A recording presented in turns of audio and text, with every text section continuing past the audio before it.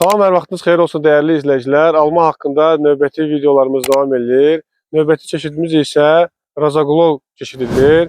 Bu çeşid də kifayət qədər bizdən soruşulan, yəni izləyicilərimiz dəfələrlə bu çeşid haqqında bizdən soruşublar və bu çeşid də bax bu cür gözəl, oradan da çox gözəl kalibrli, belə gözəl bir çeşiddir. Razaqulov çeşidi bizim şimal bölgəsində noyabrın ortası, axırı bəri dərilir.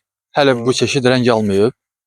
Yəni qırmızı rəng alır, tam qızarır. Hə, yəni bu tam rəngi deyil. Xeyr, Təxminən dərimi nə vaxt bunun yığımına təxminən noyabrın axırına kimi vaxt var. Noyabrın axırına kimi. Bəli, bir 2 ay vaxt var. Tamam. O vaxta kimi normal kalibrdə alacaq. Təxminən bir 80-90 kalibr alacaq. Hal-hazırda təxminən 70-75-80 kalibr var. Meyvədə kalibr yaxşıdır. Maşallah görünür bəli. Bəli. Ağacın yəni normal tutumu da yaxşıdır. Biz bu bağ haqqında məsələn calaqaltısı bildiyimiz M9-dur. M9-dur bəli. İl də bizdə neçinci ildir? 5 ilin bağıdır. Yəni 5-ci yarpaq. Bəli, 5-ci yarpağıdır.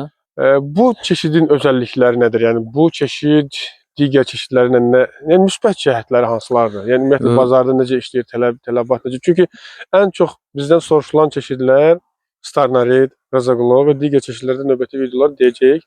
Yəni bu da həmin top 5-likdə var.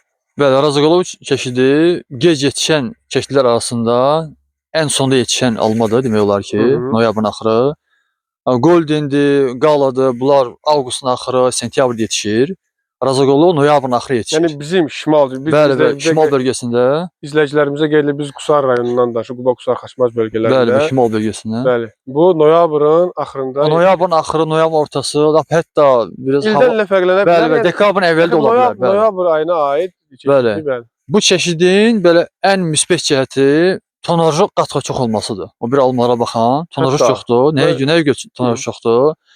Bir var ki, Gala çeşidi avqustun axırı yetişir. O məsəl alırsa 70-75 kalibr. Məsəl üçün Razaqulov onun yerində məsəl üçün nəzərə alsaq, Razaqulov noyabrda yetişir. Bir 2 ayda inkişafına vaxt var bunun yetişməsinə. Bu məsəl üçün 75-80 kalibr yox, bu alacam 90 kalibr məsəl üçün. Ona da tonaja da fərq eləyir. Tonaja da fərq eləyir. Bəli. O 70 ton tonaj verirsə, bu 80 ton, 90 ton tonaj verir rahat. Tamam. O fərqi var. Müsbət cəhəti o da Razaqulov. Bu da normaldır yəni. Tutumu eynidir. O da fərqi yoxdur. Sadəcə ölçüsünə görə o fərqi yaradır. Bəli, bəli. Gec dərildiyinə görə, gec yetişdiyinə görə tonajı biraz çox da olar. Rahat bir 10 ton, 20 ton çox olur tonajı. Bizim bölgəmiz üçün, xüsusən şimal bölgəsi üçün uyğunlaşmış, təcrübədən keçmiş və bazarda özünü yəni sınamış, yəni doğrultmuş bir çeşiddir. Bir şeyi də qeyd edeyim əsas bağbanlar üçün. Razaqulov çeşidi biraz soyuq ərazilərdə əkilməsi lazımdır ki, rəng alsın yəni. İsti ərazilərdə, məsəl üçün mərkəzi aran zonası olsun, Xaçmaz bölgəsi olsun, Xudat bölgəsi olsun. Yəni Xaçmazın dənizə yaxın. Şabran bölgəsi olsun. O bölgələrdə Razaqulov əkmək yəni məsləhət deyil. Quba Qusar üçün, Xaçmazın Qəbələ, İsmayıllı, Oğuz, Quba, Qusar bu zonalar üçün, dağlıq zona üçün.